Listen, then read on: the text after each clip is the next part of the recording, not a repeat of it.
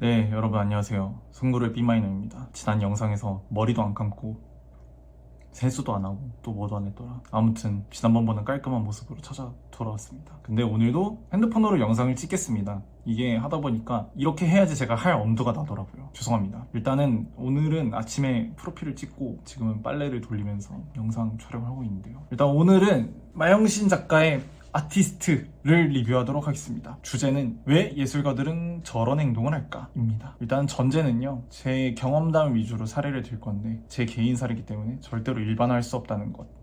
그리고 두 번째는 저는 얄팍한 지식으로 까부는 사람이기 때문에 어디까지나 제 개인 의견이라는 점 알아주셨으면 좋겠습니다. 그래서 첫 번째로는 마영신 작가의 아티스트 간단하게 줄거리 소개하도록 하겠습니다. 이 작품은 3명의 인물이 나오는데요. 첫 번째는 곽경수, 두 번째는 신득영, 세 번째는 천종섭, 이렇게 3명의 인물이 나옵니다. 각각 이제 경수는 미술을 전공했고요. 그 다음에 현재는 시간 강사를 대학에서 시간 강사를 하고 있습니다. 그리고 득영이 같은 경우에는 등단하지 못한 소설가고요. 현재는 소설가지만 토렌트로 영화를 불법으로 다운받는 그런 행태를 보이고 있는 인물입니다. 그리고 마지막으로 종섭이는 인디밴드맨이고요. 40살까지 히트곡이 없는 그런 뮤지션입니다. 아무튼 이 셋이 오락실이라는 그 3명의 공동 작업실에서 만나요. 근데 이제 만나서 옛날에 같이 있었던 멤버를 같이 욕하는 거죠. 왜냐하면 그 감독이 엄청나게 상업적으로 성공을 해버렸거든요. 근데 그렇다고 해서 이들이 더 나은 삶을 살기 위해 무언가를 하고 있냐? 아니거든요. 물론 뭐 계속 작업 활동은 하겠죠. 하지만 기본적으로 한다는 거는 이제 여성 예술가들과 모여서 술을 마시고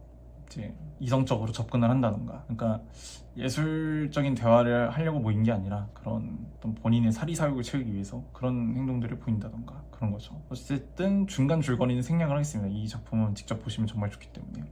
근데 이제 중간에 각자 다 성공을 어느 정도 이루게 되는데요. 3가지 방면에서 각각 다르게 성공을 하게 됩니다.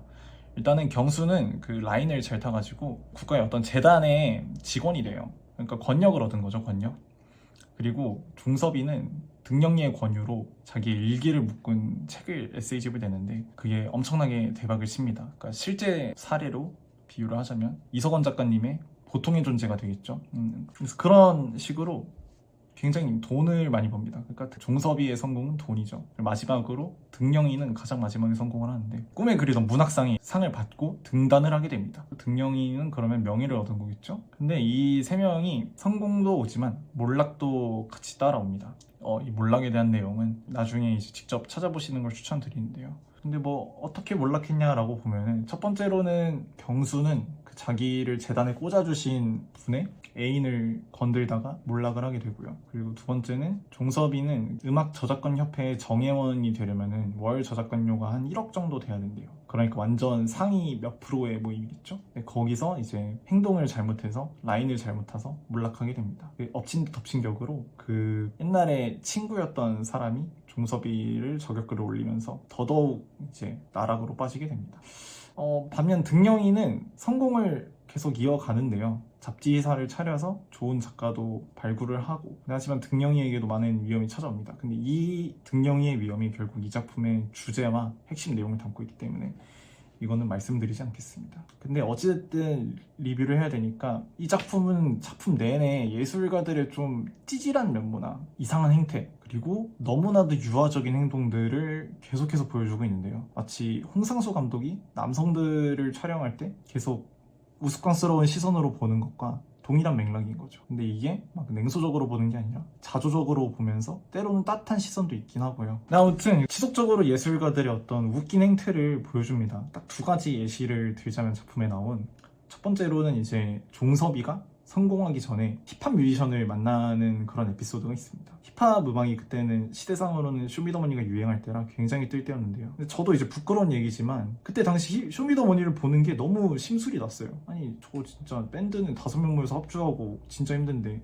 힙합 음악은 딸깍 아닌가? 라는 그 어린 생각을 과거에 했었는데요. 근데 그 똑같은 생각이 이제 이 아티스트 만화에 나옵니다. 예를 들어서 종섭이랑 어떤 성공한 힙합 뮤지션이랑 만나는데 종섭이가 술에 취해가지고 그 뮤지션에게 아니 힙합 음악 그거 다 샘플링하고 그 마우스로 대충 음악 만드는 거 아니냐 이런 식으로 질문을 하니까 그 힙합 뮤지션이 되게 이런 여유로운 표정으로 아니 그럼 니네는 그 기타 리프 뺏기고 3코드로 하지 않냐? 그럼 뭐가 다른 거냐니까 반박을 못해요. 근데 저도 그거를 읽고 반박을 못하고 얼얼했던 기억이 있습니다. 이게 첫 번째 사례고요. 두 번째로는 이제 등령이가 되게 오랫동안 따르던 인생의 스승님이 계시는데 그 스승님이 돌아가셔요. 근데 그 스승님의 장례식에 가서 다른 제자분들과 이렇게 대화를 나누게 되는데요. 서로 음악에 조예가 깊다고 들었습니다. 이렇게 얘기를 하고 혹시 실례지만 어떤 음악을 좋아하시는지를 장례식장에서 해요. 그러니까 저의 예시로 들자면 뮤지션들 술자리 가서 어떤 음악 좋아하세요 하는데 이제 등령이 같은 경우에는 따로 좋아하는 뮤지션이 있지만 계산을 한 거죠. 어떻게 하면 더 있어 볼까 하면서. 그래서 비틀즈를 꺼냅니다. 비틀즈는 이제 고트니까 아무도 비판할 수 없죠. 그래서 그 상대방도 생각을 해요.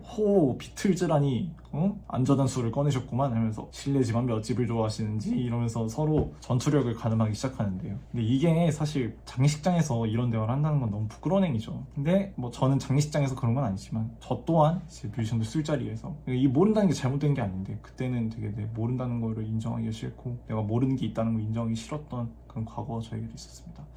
그래서 저도 비틀즈라고 말했던 적이 갑자기 생각이 나네요. 아무튼 이런 식으로 예술가들의 어떤 찌질한 행태나 못난 모습들을 계속 보여주는데요. 결론적으로 제가 오늘 이 영상에서 뭘 얘기하고 싶냐, 이 아티스트라는 작품은 어쨌든 그 현상을 포착한 거잖아요. 예술가들이 이런 행동을 한다라는 거를 포착을 한 거고, 저는 그럼 이 현상이 왜 일어났나에 대한 얘기를 해보고 싶어요. 왜 일어났을까요? 왜 예술가들은 이렇게 못난 행동을 하는 걸까요? 크게 세 가지 이유라고 저는 생각을 해봤습니다. 첫 번째는 구조적으로 이룰 수밖에 없어요. 그러니까 수능이랑 비교를 하자면 수능은 3등급만 해도 우리 공부 잘한다고 하잖아요. 와, 상위 23%면 야, 너 잘했다, 너 그래도 선방은 했다, 이렇게 칭찬을 해주는데 예술계에서 상위 23% 했다? 걔가 누군지도 몰라요. 걔가 존재하는지도 몰라요. 근데 뭐 상위 10%? 10%도 몰라요. 상위 진짜 0.01%만 아는 게 예술계의 현실이다. 근데 이게 어쨌든 수능은 한 3등급만 맞아도 나중에 뭐 대학 가고 회사 가는 데는 큰 지장 없잖아요. 어떻게든 밥을 벌어먹고는 살 수 있는데 예술계는 만약에 내가 전업 예술가를 한다고 하면은 이제 그걸로는 밥을 절대 못 벌어먹고 사는 거죠. 그러니까 저는 옛날에 이런 걸 별로 신경 쓰지 않았는데 진짜 굶어보니까 너무나도 예민해지더라고요. 그러니까 항상 구조적으로 불안정한 상태에 있으니까 사람이 예민할 수밖에 없다. 그렇기 때문에 행동이 당연히 이상하게 나올 수밖에 없다. 우리도 짜증나고 스트레스 많이 받고 잠 못 자면은 행동을 이상하게 할 때가 있잖아요. 그런 것처럼 예술가들도 항상 그런 상태라고 이해해 주시면 좋을 것 같습니다. 뭐 제가 예술가 대변인은 아니지만 그냥 저의 경험으로만, 아주 좁고 작은 저의 의견으로만 이렇게 말씀드리면 그렇고요. 두 번째로는 제 생각인데, 이제 기본적으로 나에게 집중하기 때문에, 내 자신에게 집중하기 때문에 일어나는 문제라고 생각합니다. 그러니까 창작을 하는 거가 나를 바라본다라고는 할 수는 없겠지만 기본적으로 다른 사람들보다 생각을 많이 하게 되잖아요. 근데 생각을 많이 하는 거는, 그러니까 생각을 많이 한다가 곧 지식의 깊이가 깊다 혹은 지식의 넓이가 넓다는 아니에요. 그러니까 생각이랑 지식은 별개인 건데 이 생각이 많은 게 과연 좋냐? 저는 아니라고 생각을 하거든요. 그러니까 왜냐하면 여러분들 우울증이 왜 걸리시는지 아십니까? 우울증은 생각이 많기 때문에 걸리는 거예요. 그러니까 과거에 대한 생각을 너무 많이 하거나 일어나지 않을 일들에 대해서 생각을 너무 많이 하거나 혹은 내 자신에 대한 생각을 하거나 나는 왜 이렇지? 나는 왜 태어났지? 나는 왜 저 사람보다 못났지? 이런 생각을 하기 때문에 우울해질 수밖에 없는 건데요. 근데 어쨌든 예술가들은 기본적으로 나에 대한 생각을 정말 많이 해야 되기 때문에 기본적으로 성격이 좀 이상할 수밖에 없다. 그러니까 예술가들을 모두 그런 게 아니지만 보통 공황장애나 우울증이 예술하시는 분들이 굉장히 많잖아요. 이거는 이게 막 그들이 걸리고 싶어서 걸린 게 아니에요. 이런 뭔가를 만들어내는 그 작업을 한다는 것 자체가 계속 자기 자신을 탐구해야 되고 남과 비교해야 되고 그런 상태에 놓여져 있는데 어떻게 제정신을 유지하겠습니까? 저는 오히려 제정신인 사람을, 예술을 하는데 제정신인 사람을 좀 더 경계해야 된다고 봐요. 그 사람 뭔가 숨기고 있는 진짜 광기가 있다. 그러니까 뭐 우스갯소리지만 조조의 작가님 보시면 뭔가 되게 반듯하고 정갈해 보이니까 오히려 더 그 공포가 생기잖아요. 조조 작가님을 보면 뭔가 저 사람 진짜 이상할 것 같은다는 그런 느낌인 거죠. 마지막으로는 잠재성에 기대는 존재이기 때문에 라고 생각을 합니다. 너무 당연한 얘기죠. 인스타그램이나 유튜브 좀 보면은 애매한 재능의 저주 이런 얘기를 하는데, 이게 잠재성이라는 게 너무나도 달콤한 중독인 것 같아요. 말하자면 학생 시절 더 신나잖아요, 직장인 시절보단. 왜냐면은 학생 시절에는 보다 더 될 수 있는 게 많잖아요. 근데 이게 될 수 있는 상태에 계속 존재하는 게 그렇게 좋진 않은 것 같아요. 그러니까 저도 이제 직장을 잡아보고 뭐 꼴랑 29밖에 안 산 풋내기긴 하지만 그래도 뭔가 이 변동이 적은 거가 생각보다 인간을 조금 안정시켜주는 게 있는 것 같아요. 제 생각이긴 하지만.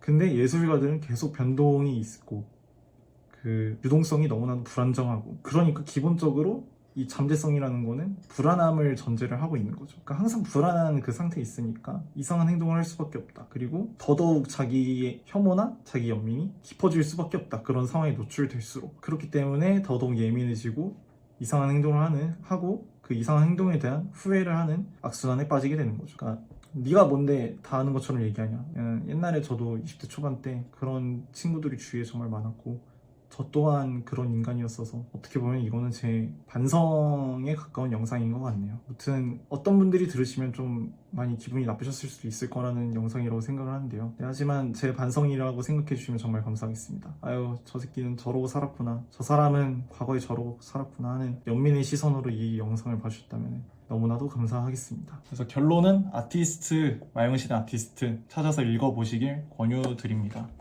2권에서 3만원 밖에 안 하고요. 이러니까 책 광고 같네요. 아무튼 안녕.